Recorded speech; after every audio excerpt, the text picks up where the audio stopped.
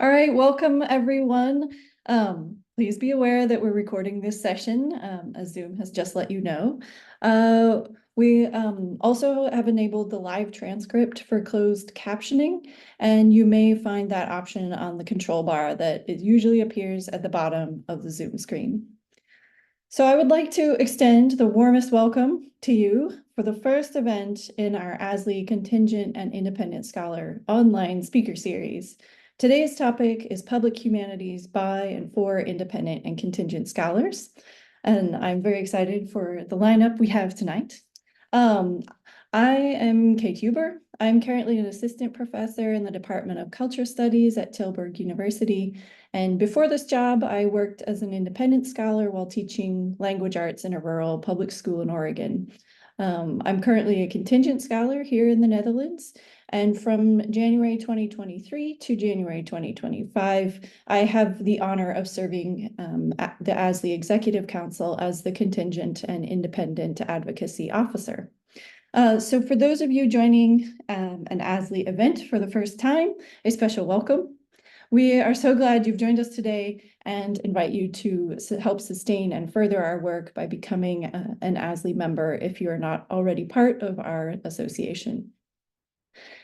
ASLE acknowledges its office is located within Indokina, the ancestral and unceded homeland of the Abenaki people, along with the Quanatec and Ashwilot watersheds, and in the shadow of Mount Monadnock. We recognize that this land has been cared for by the Abenaki for at least 12,600 years, including by the Sokoke, Pennacook, and other Wabanaki peoples. ASLE offers this statement as a way of affirming its commitment to recognizing and supporting Native history and culture in the Monadnock region and all regions where our members and officers dwell, past, present, and future. ASLE's leadership is hosting this series for the first time, and it aims to elevate the work of independent and contingent scholars whose work exceeds the boundaries of the academy and fosters connections between the environmental humanities and new audiences. These connections are increasingly important as humanities programs face budget cuts and contingency expands throughout higher education. So we hope these events will offer new insights and inspiration for where we can take our research and activism and work in the future.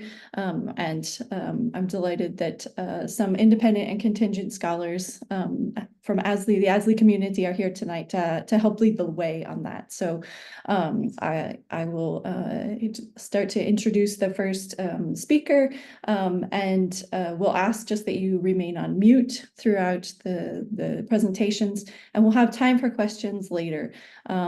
So we'll ask that you put your questions in the chat, and please keep them concise because, of course, we only have a few minutes together. So without further ado, I will now introduce our first speaker, which is Aubrey Streit Krug, who is the Public Engagement Officer for ASLE, as well as a writer, teacher, and researcher who studies human-plant relationships and connections between cultural and agricultural change. Aubrey is the director of the Perennial Cultures Lab at the Land Institute, a nonprofit research organization. And Aubrey holds a PhD in English and Great Plains Studies from the University of Nebraska-Lincoln. Her work investigates literature and ecology, ethnobotany, pedagogy, transdisciplinary and participatory methods, and the socio-cultural drivers and impacts of crop domestication and perennial grain agriculture. So excited to have you here tonight, Aubrey. I will stop talking, and we look forward to hearing from you.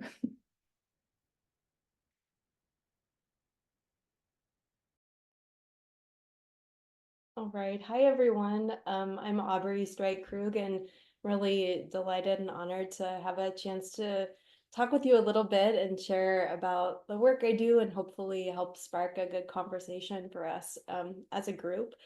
So this is a picture of me where I'm based here in Kansas, which is where I grew up and I love to be. And you can see a mention of an essay title down in the corner, Crossing the Threshold into Prairie. This is a piece I wrote a few years ago that tells a little bit of my origin story, how I ended up here in the work that I'm doing, if that's of interest. I work at a scientific research organization. It's a nonprofit. So outside of academia, um, and sometimes when people hear about this work, they might picture something like this, what it's like to be a kind of lone humanist on the prairie or in a scientific organization. But I think this picture is actually pretty deceiving because my work and experience is really deeply embedded in a really lively community and network. So even here on this prairie, it's a really lively ecological community. And in the work that I do more broadly, I'm really lucky to do that as part of a growing effort in a lot of different social relationships. So that's a little bit of what I wanted to highlight today. So the organization I work at is called the Land Institute. It was founded back in 1976. It's a nonprofit that is primarily funded by private philanthropy, and it's focused on creating perennial grain crops in contrast to the annual grains that mostly feed people now. Perennial grains that can be grown in diverse systems to provide ecological benefits and also to nourish human communities. So the organization includes a lot of plant breeders and ecologists, people who work on supply chain development, fundraisers, things like that. And then as part of this work, I work on the culture part of agriculture. So I created and I direct the Perennial Cultures Lab. And we've thought about this work of perennial cultures kind of in contrast to petrocultures or cultures of domination. So imagining what might be the more just and sustainable human cultures and ways of life and ways of feeding ourselves that can be nourished by perennial crops and perennial ecosystems. And in our perennial cultures lab, one of the research questions that we investigate is about how people can be part of and lead the way in co-creating positive change toward perennial food systems. So as these perennial crops are being developed, how can people of all kinds engage in the process of developing them, learning with them, valuing them, and then how can we create perennial cultures of agriculture that can be sustainable for the long term. So I want to talk about just two example projects. There's a lot of different things our team works on and collaborations, but I wanted to highlight two projects in particular today that I think are good examples of the humanities being applied. So imagining the humanities being put into practice, along with artistic practices, the work of the social and natural sciences, and more transdisciplinary research efforts and methods. The first project is called Crista in Context. So Crista perennial grain is one of the crops that colleagues and collaborators are working to develop, this perennial deep-rooted grain crop. And as this crop is being developed and emerging onto landscapes and into food systems, we had the opportunity to imagine and to create an educational curriculum that takes this new perennial grain, this novel perennial grain, and helps contextualize it in relationship to human communities as well as broader agricultural systems and earth systems. So this is an open access curriculum that was developed over the last several years and just published this year on kernza.org. And this work was led by someone who entered my lab as a post-baccalaureate researcher and became our educational design technician, Lydia Nicholson. So even though I'm not working in an academic setting where I have different students in a group, I do have an amazing and growing team of colleagues who I get to mentor and collaborate with through this work, and Lydia is one of them. So as part of this curriculum, which includes, I think, almost 30 different lessons and data nuggets that are organized into modules that are aligned with high school, state and national standards across lots of different subject areas and can be adapted for younger grades and used outside of classrooms, as well as for undergraduate audiences. So this curriculum includes lots of scientific research topics, but also I wanted to highlight some of those in the kind of upper right quadrant that relate to environmental education, art, and literature. So Lydia designed lessons related to visioning a perennial future and creating it in terms of drawing, and also writing about it using different science fiction stories and visioning tools. The second kind of project that I wanted to highlight is a method that we've been testing called civic science, to invite more people into the work of forming relationships and getting to know these future perennial grain crops that researchers are working to domesticate and to improve. So in these types of projects, we send out seeds or seedlings of these plants for volunteer civic scientists to grow in garden scale plots around the country and to collect scientific data on. We provide them with educational materials and connect them with a digital system for submitting the data that they collect and mailing us back samples. But we also invite them to share their stories, share their feedback, and we study how they engage in this work and what they learn. So there's both scientific and social and cultural aspects to this research. We're really interested in whether this type of method can be a way for more people to engage in the work of creating and valuing future crops that are an important part of their food systems. So this project is one called the Perennial Atlas, where we're inviting people across the US to grow these different future crops, collect data, and see how they perform in different environments, and then using that data to make a set of maps to understand how these plants perform. And this project is also led and managed by a colleague of mine you can see in the lower right, Reese Napick, who joined the group with this project.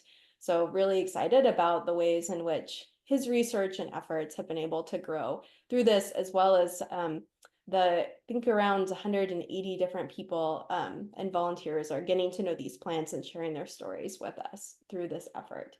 On the Land Institute's website, we have a field guide for this project if you'd like to learn more about it and about the method, and it's an example of the kind of educational work that we are engaged in this kind of transdisciplinary research. We also have other kinds of civic science projects, and I wanted to highlight how a project with a plant called Silphium that we've been engaged in to conserve this plant, similar approach. People have been growing small garden scale plots and making observations and sending back seeds. And this is a project that's been going on for a while. And some of the civic scientists in this effort have created really amazing stories and artifacts through their work. And one of them, Ellie Irons, will be actually in the next October event in this series, Networking and Professional Development. Ellie is an amazing artist and community educator, and she created a video about her observations and learning through the civic science work with this particular perennial plant named Silphium.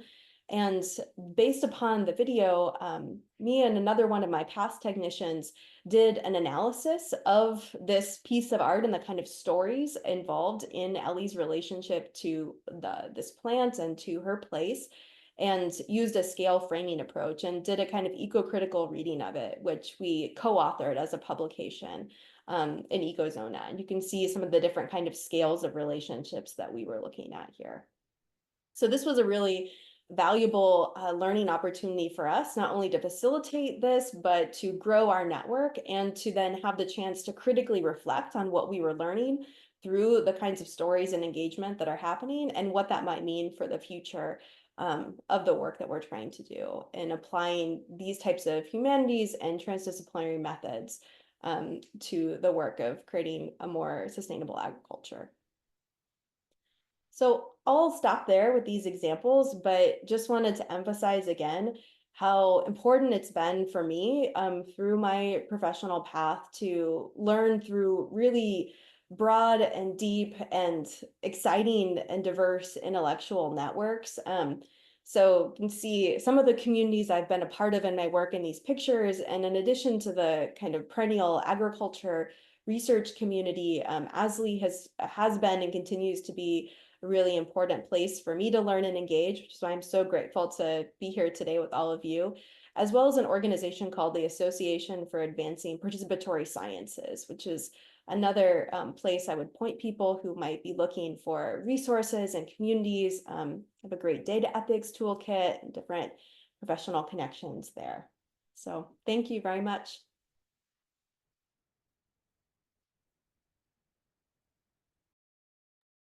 Thank you so much, Aubrey. That was really wonderful. So thank you. I have a lot of questions already, but we'll have time for questions at the end. So just thank you for now. And now I would like to introduce our next presenters, who I'm very excited to hear from, Josh Anderson and Crista Fiala. So Crista is co-producer of the documentary Watershed and the podcast series Common Ground, a Prairie podcast. She's also an incoming comparative literature master's student at Dartmouth College with research interests in various mediums of multi-ethnic environmental literature, whether textual, graphic, or cinematic. In 2024, she earned her BA in English, Spanish, and History at the University of St. Joseph in Connecticut. Crista also has experience working on other PSA, signage, and documentary projects concerning the watersheds of the Connecticut River and its tributaries. She has covered stories about the DC environment and Latin art as an editorial intern and volunteered her translation abilities for organizations like the Mark Twain House and Museum. As Crista begins graduate school, she looks forward to continuing to pursue the environmental humanities, both inside and outside academia. Josh Anderson is the Dr. Josh Anderson is the District Conservation Manager for the Walsh County Three Rivers Soil Conservation District, formerly a professor of American literature and creative writing at a university in New England. Josh returned home to rural North Dakota in the winter of 2023 to help lead conservation efforts. Josh is the host of Common Ground, a Prairie podcast, and a co-producer of Watershed, a documentary film. Since February 2023, Josh has amazingly, this is a lot of money, secured nearly $6 million in conservation grants and over 100,000 in education and community outreach grants. He also oversees the conservation mentorship program, working with rural high school and college students to develop career skills in farming, ranching, and conservation. His recent work has appeared in North American Review, North Dakota Monitor, Iowa Capital Dispatch, and Mary Swander's Emerging Voices Substack. So very excited to hear from both of you about the work that you do. So thank you very much for having us, and it's really wonderful that we're on with Aubrey here. Crista and I are just wrapping up an episode of Common Ground, a Prairie podcast that features an interview with Aubrey. So if you want to hear more from us, I guess you'll be able to check that out. That should, what do you think, Crista? We'll have that out probably this weekend or next week, early next week, maybe, whatever. Yeah, thank you again for having us. I'm going to just do a quick introduction and overview of some of the work that I do broadly here, and then I think we should maybe play the clip of the podcast, and then Crista and I can kind of talk about the making of that. So as you mentioned, I'm at the Walsh County Three Rivers Soil Conservation District. I'm in my hometown of Park River, North Dakota, a place I never thought I would come back to. There's a kind of a joke around North Dakota that a lot of rural youth, their biggest goal is to leave, and I certainly had followed through on that, and left soon after high school. But you know, the farm and ranch lifestyle that I grew up in never really left me. So even though I bounced around to universities, got graduate degrees, did a lot of that kind of thing, as Crista can attest, she's a former student of mine at the University of St. Joseph, and I was always bringing students to places like farms, and trying to connect them to those kinds of like landscape learning opportunities. So what we're working on here in Walsh County right now, so since I came back in 2023, we we've been building tribal partnerships. So I'm working with the Sustainable Food Lab and an organization called Project Mosaic to build relations with the uh, Turtle Mountain Band of Chippewa. We're also in conversation with the Spirit Lake Nation of Dakota. We're also planning to work with Red Lake, White Earth, some of the nearby reservation communities of Anishinaabe and Dakota people. And so that's a really important part of our work here, is kind of building those kind of relations. Also, I've been building a lot of education and outreach kind of work. Yesterday, we just did our Eco Ed Camp field day, where we had all the sixth graders in the county, and they got to be part of stations where we learned about prairie and forest and wetlands and water quality and things like that. We have an employment job shadow volunteer program that's all started since I've come here. One of our former employees just got into graduate school at Georgia Tech in environmental policy.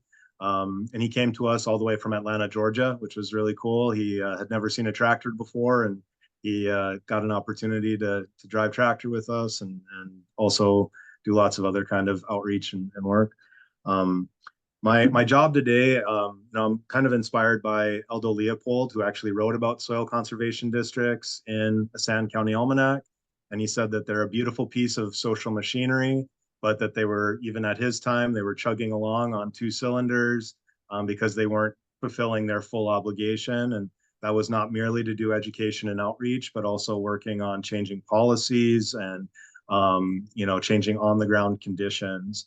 And so the grant writing that we've been doing has been aimed at doing that. So our podcast is grant funded through the North Dakota Natural Resources Trust. The documentary is grant funded. We've done a number of other kinds of education and outreach grants. And then our largest grant is it's a $5.75 million grant that is going to be bringing back multi-species, full season cover crops into what has largely become monocrop agriculture. So that's going to span the county that I work in, but also really the whole Red River Valley, as well as pretty much all of the northeastern quadrant of North Dakota, where we'll be bringing back those species, and then also incorporating livestock grazing. And then in addition to that, we're also building a market for local grass-fed food, grass-fed beef. Yeah, and the kind of big irony of living in rural Great Plains, rural North Dakota, is I'm surrounded by agricultural land, but there's almost no local food. So most of my lunches come from the gas station, things like that. And so a lot of the work that we're trying to do, and I do see the training that I got in humanities as directly kind of involved in the work I'm doing today.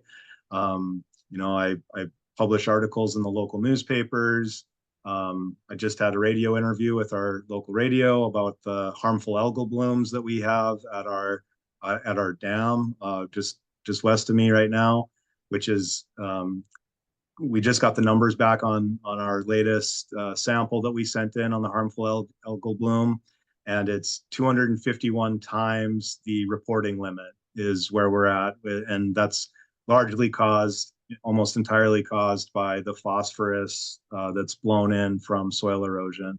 So we're dealing with some really serious issues on a range of things. But I'm thrilled to share with you, and I'll stop talking here because otherwise I'll keep going. But I'm thrilled that the background in humanities work I find to be just like directly related to this kind of work. Where Robin Wall Kimmerer says that the first step in ecological restoration is to restore our relationships to land, and that also comes from Gary Paul Nabhan, and we're trying to do that work. And I make the joke often that sometimes today, since I now do get to drive tractors and plant grass and trees, that sometimes my job is literally to watch grass grow. But having been a teacher before or professor before, I know that the human mind changes often slower than grass grows. So in some cases, that's kind of what we're up to, is both planting the grass and also trying to plant the seeds that can bring about meaningful change. So why don't we'll play the clip now, and then I'll turn it over to Crista.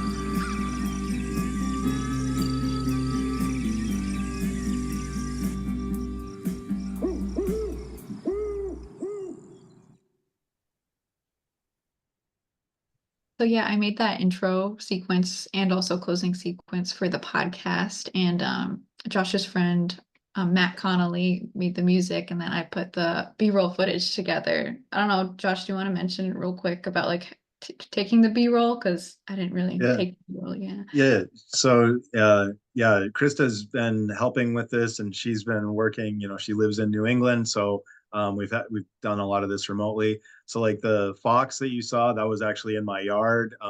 Yeah, I had a den of fox kids that were born when I came back in the winter of 2023. So all of that footage is taken from around Walsh County. The bison included. They're not roaming, unfortunately, right now, but there are a few places that have bison. And I should also do a quick kind of shout out to the crew that I've had work with me on this. This is not all me by any means.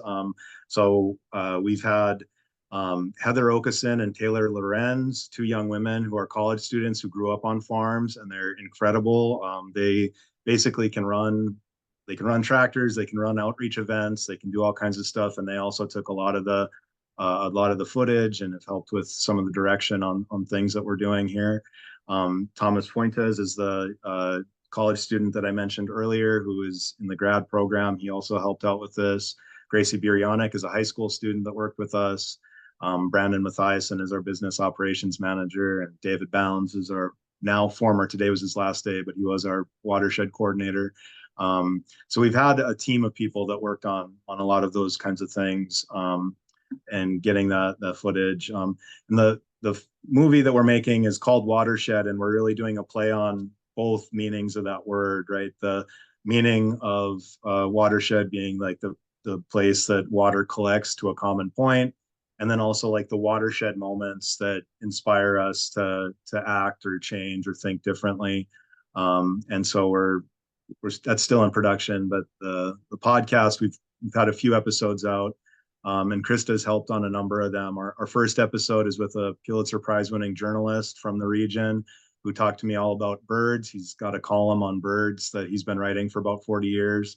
Our second episode had folks from Audubon Great Plains, the Meadowlark Initiative, the North Dakota Meadowlark Initiative, as well as the North American Grouse Partnership. And then our third episode featured Dr. Kurt Miney of the Aldo Leopold Foundation, who wrote the biography on Aldo Leopold. And that was really phenomenal time to talk with him. And our latest episode that has not launched yet, or that was released, I should say, was with Naeem Kalwar, who is a soil health specialist, who grew up in Pakistan, and his dad was an agronomy professor, so he's been around soils his whole life. And he's a wonderful guest to have. And then our next episode is going to feature Aubrey. So, okay, that's all, Crista. Yeah. So yeah, I help to edit and produce the podcast episodes. So I use Premiere Pro primarily, and with the audio, I do a lot of cutting up of the audio segments and cleaning up some of the background noise and adjusting volume, stuff like that. And with the YouTube videos now, I've started to put B-roll in the background and also add subtitles.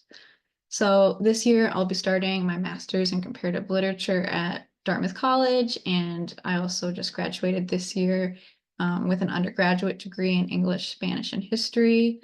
I had a little bit of experience sort of cutting up footage for a documentary on the Connecticut River watershed, or specifically the Silvio County Refuge that Josh also helped with during undergrad, but sort of beyond that, I didn't have too much experience with Premiere Pro and those other Adobe products. So even though I'm sort of learning as I go now, I think it's a lot of fun. I found to sort of play with the B-roll especially and match it up with the the speakers and what they're talking about. So especially when I can think about it sort of either metaphorically or literally. So like in this upcoming podcast, there's a part where Steve Enger is saying that a lot of farmers are reluctant to sort of change their ways to help to improve soil health. So there I chose like a yield sign to sort of represent that. And then in like other places, I know that speakers have mentioned multiple times that livestock is really important for soil health. So in those cases, I choose B-roll like bison there. Also, recently, I decided to put in subtitles for accessibility as well as like something else dynamic to include on the screen. And in those cases, I can also sort of use my academic research skills because sometimes Premiere Pro was pretty good with picking up what they're saying, but like with really technical words, or sort of sometimes I have to do research on like indigenous cultural words or literary words. So I have to break my research skills out to ensure accuracy there. So, and also in thinking about writing and projects and sort of academic training that I've gotten in undergrad and will continue to get in graduate school, editing the podcast has sort of exposed me to a new, really fun kind of storytelling, especially from that visual perspective that I didn't really consider before. But I also hope that the sort of visual aspects will also attract more listeners and now like watchers to the podcast as well. And also sort of allow for another layer of understanding for when people are listening to the podcast. So for example, when soil health specialist named Colwar in the last episode was talking about the need for like the aggregates in the soil and not so much sodium, just to make sure that the water can really infiltrate and get into the roots. I put B-roll of the flooded fields just to make sure that people can really understand the impact of like what happens when you have bad soil health in that case. So as I continue on to graduate school, working on the podcast has not only given me another sort of creative avenue to pursue in terms of storytelling, but it also makes me excited to find other ways that I can do that in the future, to work on projects that are public and interdisciplinary and environmental humanities related in the future. And also to sort of keep my mind open, to be open-minded to working with mediums that I'm not familiar with, because I didn't really have a lot of experience with Premiere Pro, but I just want to be open-minded in the future to whether it's like a creative project or not, but just to be open-minded with what avenues I can go on, especially in relation to like the sort of academic research that I want to continue to do in graduate school, and find ways that I can also transfer those ideas to a public audience in a way that's not only fun and creative, but also accessible and can explain the extreme relevance of those works. Thank We'll you so probably, much. Oh, sorry. no, I was just gonna say, we'll end there, but it's been a real thrill to be able to work with Crista, even at a long distance, and be able to continue to kind of work together. And then also working on things where we're both a little out of our depth. So we're both kind of learning as we go has been really exciting. And yeah, at least for me anyway, it's been really wonderful. Yeah, thank you both so much. It's fascinating work. I'm just thinking about all the different, interdisciplinary, collaborative, and multimodal things you're bringing together to make really incredible pieces. So, yeah, I look forward to talking more about it in the Q&A. So thank you so much for now. Our last speaker tonight is Dr. Matt Henry, who is a researcher at the National Renewable Energy Laboratory, where he works on energy justice initiatives and supports energy transition communities through various technical assistance programs. His research expertise includes just transition frameworks, environmental and climate justice, and the energy water nexus. Prior to joining the National Renewable Energy Laboratory, Matt received his PhD at the Arizona State University in English and Environmental Humanities and spent 4.5 years as a faculty member at the University of Wyoming, where he wrote his first book, Hydro Narratives, Water, Environmental Justice, and a Just Transition, which came out in 2023. And I'm looking forward to reading. I just got it. So, thank you, Matt. The floor is yours. Oh, thank you, Kate. And my apologies. It appears that my webcam is queued up for a lot of early morning meetings. So, in any event, hopefully you can see my screen. It's great. It's great to be here. I'm not surrounded by many humanists these days. Working at a national laboratory, surrounded by economists and mechanical engineers and so forth. So it's really refreshing to the hard projects. I'm really grateful to be here. So what I'd like to talk about today is my sort of journey from academia to outside of academia, and how some of the work that I did as a postdoc, a teaching professor, led to my time at the National Renewable Energy Laboratory. I continue to find it amusing that my actual title within the org chart at the National Renewable Energy Laboratory reads Mechanical Engineering 4, given that I have a literary studies background. So I'm trying to wrap my head around that, but part of that is interestingly an institutional work, but there is not a long history of folks working in social science. So I earned my PhD at Arizona State University in 2018, and shortly thereafter started as a scholar in residence at the University of Wyoming, where I was actually during the Howard School of Environment and Natural Resources and School of Energy Resources, as well as the Department of English. So it was a really unique appointment that afforded me the opportunity to write my book, but also to start thinking about doing more applied public humanities, especially Wyoming energy transition issues, given that the state is highly dependent on coal and other fossil fuels for revenue. And social services and so forth. I've moved on to being an assistant teaching professor in the Honors College for a couple of years, and then most recently transitioned outside of academia to NREL, the National Renewable Energy Laboratory, where I started in February. So I just want to start talking about some of the work that I've done. I did at the University of Wyoming. It's really close now. First and foremost, my book project, Hydro Narratives, which came out in 2023, which originated with my dissertation work, really helped me start thinking about the humanities, from the humanities about policy and activism and policy activism system. So this book really explored how narratives and stories have a role to play in environmental justice, activism, and policy. And it spanned a range of topics in the United States, particularly focusing on water justice struggles with various communities across the country. I have a chapter and really looked at how ethnodrama, public art, and fashion help us understand how Flint, which is a city racialized as Black and facing decades of disinvestment, can help the city imagine a just transition after the Flint crisis. Similarly, had a chapter on Appalachia, and I looked at how literary fiction, poetry, photography, and even environmental remediation can help. It is helping Appalachia, the whole country, imagining what towards a post-extractive future. So really thinking about this role of storytelling as a sort of way of reading into the policy. But that was just one, I would call a smaller aspect of my time at the University of Wyoming writing this book, because I began to think about how narrative and storytelling in public environmental humanities can help communities around me, particularly in Wyoming. This is a picture of a pump jack along Interstate 80 in Wyoming. And when I was living in Wyoming, I actually lived in the city of Cheyenne, but the University of Wyoming was in Laramie, which is about 50 miles away.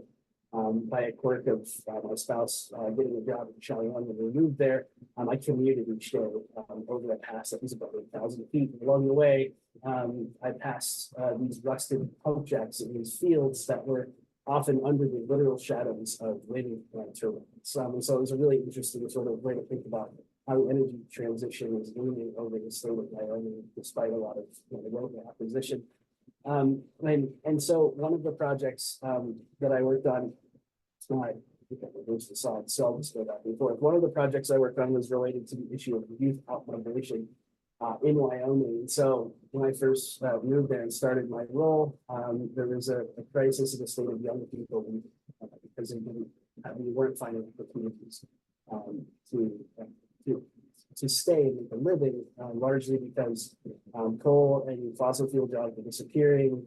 There were few industries outside of healthcare and sort of ephemeral tourist jobs that they can participate in, and they were just only really atmosphere. And so I really wanted to dig deeper into this, particularly because the state is facing pretty uncertain economic future. And so one of the projects that I collaborated on with folks in my departments was the Imagining Wyoming's Future Youth Vision for 2030 narrative writing multimedia contest, in which we asked students between the ages of 14 and 18 to express their visions for the future of Wyoming in light of climate and energy challenges through different forms of narrative or storytelling. And then we used a local Wyoming Humanities Institute grant to give out prize money, and published the results of an anthology that was both posted digitally and distributed in hard copy to the state legislature and the governor's office. Beyond that, some of the work that I started doing was more in the realm of the social sciences. So collaborated on some work with folks at the Colorado School of Mines on theorizing just energy transitions, particularly by the COVID pandemic in 2020 and 2021, which really started to feel like that was virtually well beyond the environmental humanities to start thinking a lot about policy. And then when I joined the Honors College at the University of Wyoming for a non-tenure track teaching faculty position, I continued to do research on the side, despite pretty heavy teaching and service load. And one of those projects was funded by the Nuclear Energy University program to do a study on the environmental justice aspects of a new advanced nuclear reactor that is supposedly going to be retrofitted to a coal-fired power plant in the town of Kemmerer, Wyoming, a town of about 2,800 people in southwestern Wyoming that was historically dependent almost entirely on coal, both mining and the coal-fired power plant. And so this is the first advanced nuclear reactor of its kind in the United States, and retrofitted to a coal-fired power plant. And part of what we proposed in this project was to conduct a cultural history study of the region in the city to better understand the community's experience with nuclear energy and uranium mining, as well as broader issues about large-scale industrial facility siting. And as it turns out, in the portion I created too, there's quite a bit of experience with nuclear, even though there's never been a nuclear power plant in Wyoming. What you're seeing here on the right-hand side is in the mid-century in Wyoming. There's several hundred unremediated abandoned uranium mines in the state. On the left-hand side here, this is Navajo Nation. There's been a lot more research on the impacts of abandoned uranium mines in reclamation, a lot less attention. And then also to boom and bust economy in the state as well. This is Jeffrey City, Wyoming. And it turns out there's quite a bit of sort of negative experience with uranium mining. This is a uranium mining town that within a span of 5 years, grew from a population of 500 to 5,000 out of several. Two or three new schools built and then collapsed when the railroad uranium finished. So just thinking about this sort of broader cultural history in the state, in particular to nuclear development.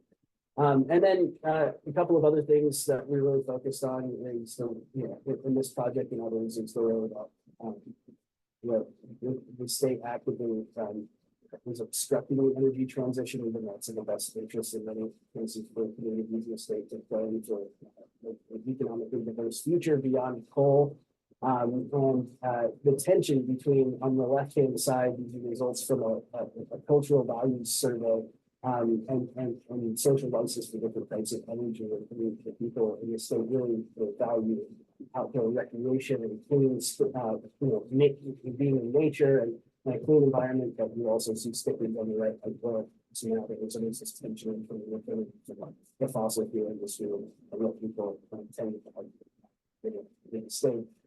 So all of this is to say that it really has now informed me the work that I'm doing at the National Renewable Energy Laboratory, where I joined in February, and part of the reason why I decided to make the leap outside of academia is because as a contingent scholar, it felt like a lot of the research that I was doing was pushed off to the side when I went to the weekends. It wasn't in the foreground of my paid position. I felt like I was missing out on opportunities to make more of an impact. So I joined NREL in February, and it had I got pretty lucky in that I started putting out feelers to see what the sort of pathway might look like. And as it turned out, there was an open position in the Alaska, so the National Renewable Energy Laboratory based in Boulder, Colorado, but they have a couple of satellite campuses, including one in Fairbanks, Alaska, and it was advertised as an energy transition social science research position. As it turns out, there's no such thing within the org chart at NREL as a social science researcher. So hence I'm actually one of the researcher, which is again quite funny to me and speaks to the fact that national labs like NREL, there are actually 17 national laboratories in the country, are historically bastions of STEM research. There's not a lot of social science expertise in these spaces, which in my opinion, and I think a lot of folks are coming around to this at NREL, has implications for how research development deployment of renewable energy actually takes place and what that means for communities where these technologies are being thoroughly tested out. NREL, as I said, specializes in the research and development of renewable energy, also energy efficiency, energy systems integration, and sustainable transportation. It's almost fully funded by the U.S. Department of Energy, but it is operated by what's called the Alliance for Sustainable Energy, which is a nonprofit. And it's, for all intents and purposes, NREL is a government contractor, so it's not a federal position technically. There are 17 laboratories across the country. You've probably heard of some of them, like Los Alamos National Lab, Pacific Northwest National Lab, and so forth. NREL itself has about 36 to 100 employees. It's a sprawling institution, and I still have very little grasp on its actual organization, but I'm told that's pretty normal. It takes a couple of years to fully understand how it's organized and how it operates. And so I'm trying not to feel bad about that right now. But a couple of things to note here. So my job details are I conduct research, which is a broad umbrella, but also I'm doing what's called technical assistance work. And technical assistance is also a broad category, but what it more or less means is community engagement. So because of the bipartisan infrastructure law and the Inflation Reduction Act, there's a lot of money being funneled from the Department of Energy to NREL, as well as a few other related national labs to support communities in planning for energy transition goals. And that could range from anywhere from tribal communities in Alaska to coal communities in the Intermountain West to urban communities, and in addition to supporting Guam, Puerto Rico, and so forth. So there's a ton of money to do what's called technical assistance. That could mean modeling different energy scenarios for communities. It could mean helping them design community benefits plans around a certain technology.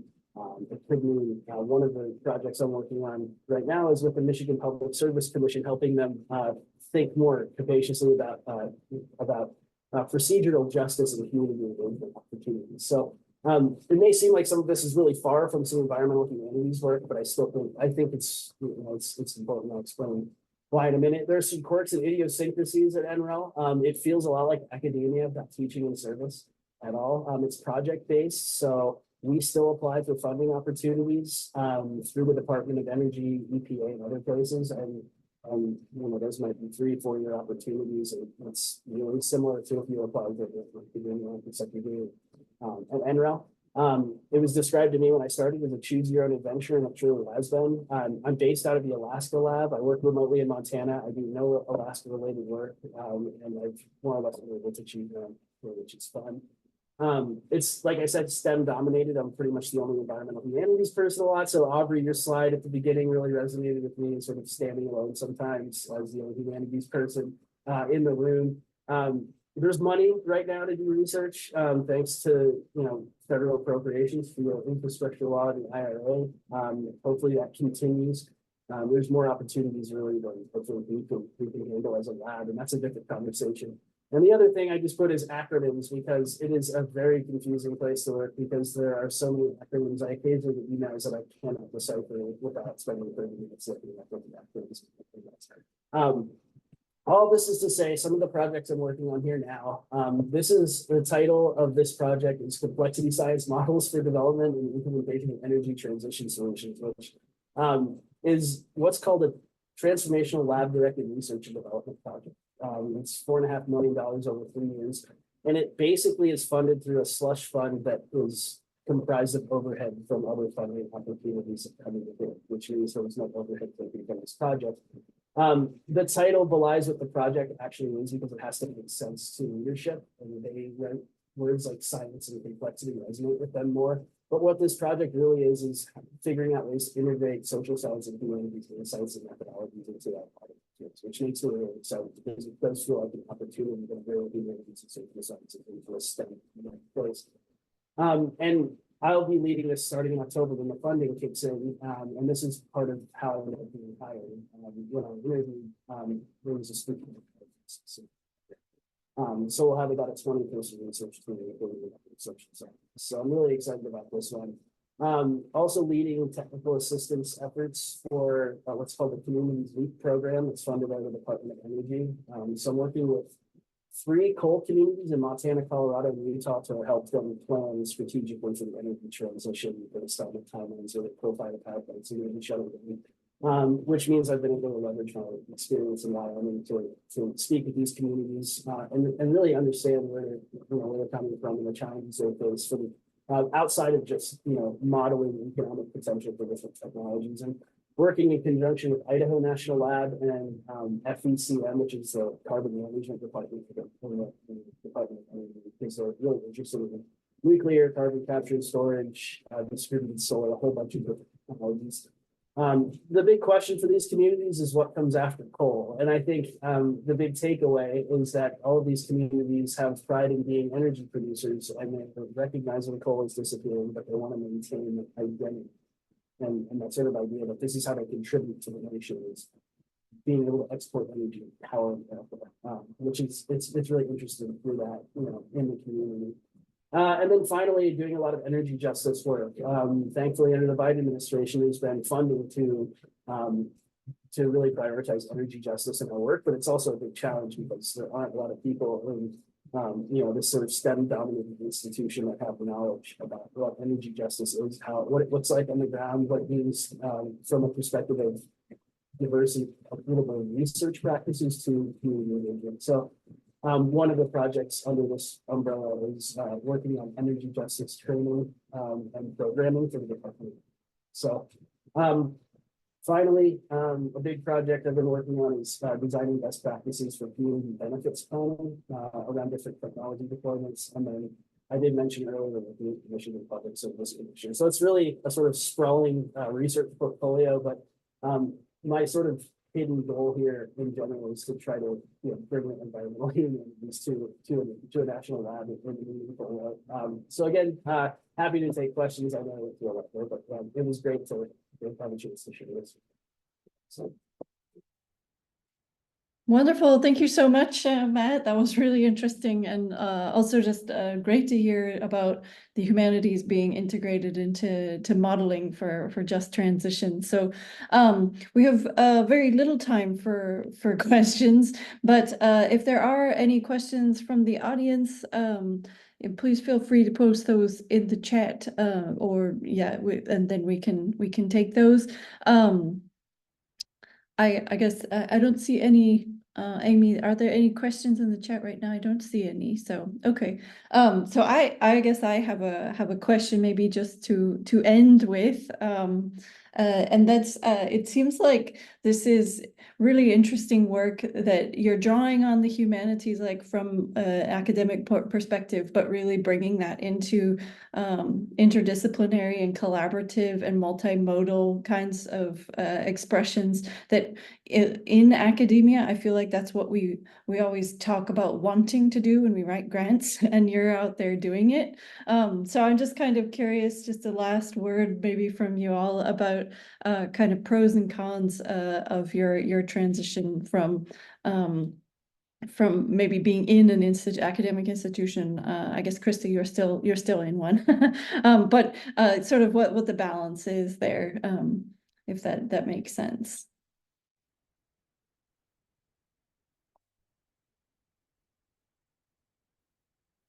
Or maybe that's a hard question. I don't know. It is a hard question, but I can just chime in really briefly to say that what has been really important for me, that has been a through line throughout my professional path, inside and outside of academia, has been really thinking of myself as a lifelong learner, and someone who is excited to learn with different people in different places and is willing to learn by doing.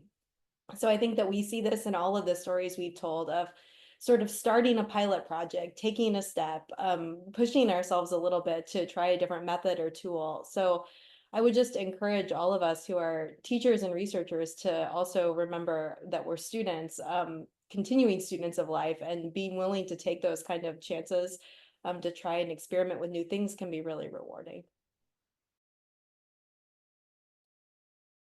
Yeah, I love that lifelong learning and to be that, yeah. Other presenters, I know we're at time. Do you want to add a final word and then?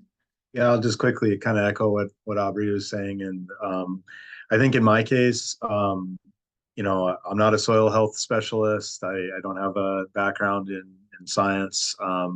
And so the kind of work that I do today, it's a constant learning process, and you have to love to learn, I think, to be open to doing this kind of work and to make yourself useful in these new ways.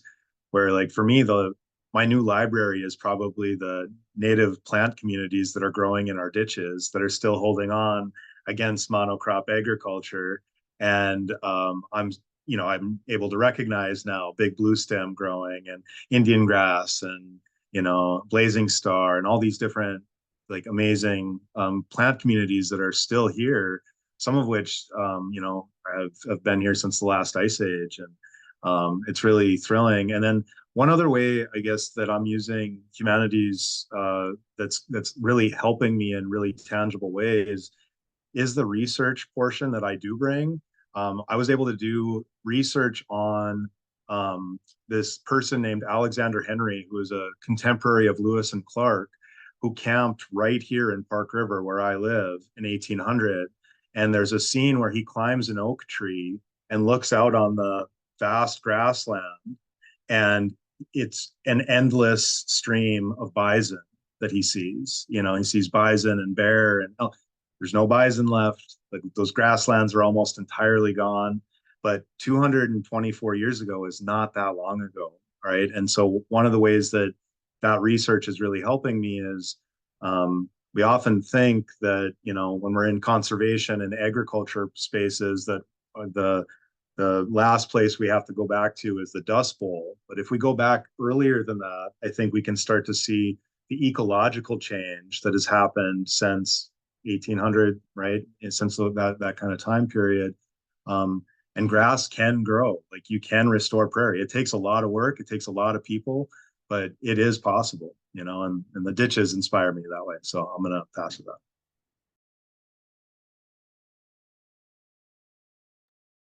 I can jump in just to say one last thing is I think I'll echo the comments about being a lifelong learner. I feel oftentimes, in this space where I'm surrounded by folks from disciplines that I'm very unfamiliar with, is, sometimes I question my knowledge and my contributions, but then try to remember that, one, it's great to be uncomfortable because that's can spur learning. But the other thing is learning what enough to know that I don't know about something and who to ask. And so I think, I feel like I've been able to do, sort of true collaboration across the disciplines. I think a long time, when in academia, we talked about interdisciplinarity fairly narrowly, across maybe different humanities disciplines. And so I think it's also, expanded the ways that I understand the value of, knowing what I don't know and who to turn to and who to ask, and also to understand how folks think from different backgrounds.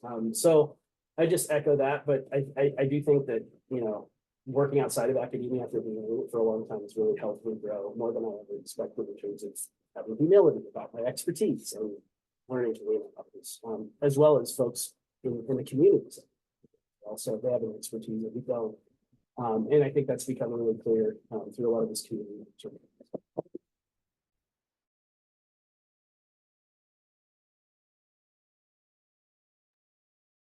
Well, thank you all so much. Crista, did you want to have a final word or? I guess I'll mention like what I did before that. I want to make sure that I stay open-minded, like everyone else is saying that. Like, even though the way that I understand in graduate school right now, even though I've just started it, is that you sort of become very disciplined in one discipline and sort of really specialized in one thing. But yeah, sort of keeping myself open-minded and not afraid to ask questions about things that like maybe I'm not expected or like isn't my specialty, I guess. So whether that's like is still while I'm inside academia or whatever comes after I graduate from graduate school. Yeah, no, I love that. And I don't, for myself, you gotta go deep also to go broad. So, so yeah, it's wonderful, wonderful just to hear from all of you. And there was a comment in the chat about you helping someone to think about after PhD, and you've certainly inspired me tonight. So thank you all so much for coming and sharing your work, and to the audience for listening. I'm sure there will be folks who will listen to this recording and be inspired by that as well. Just a quick plug for the next speaker series event is on October 3rd. So please sign up for that, and we'll hopefully see you next time. And thank you again to the speakers.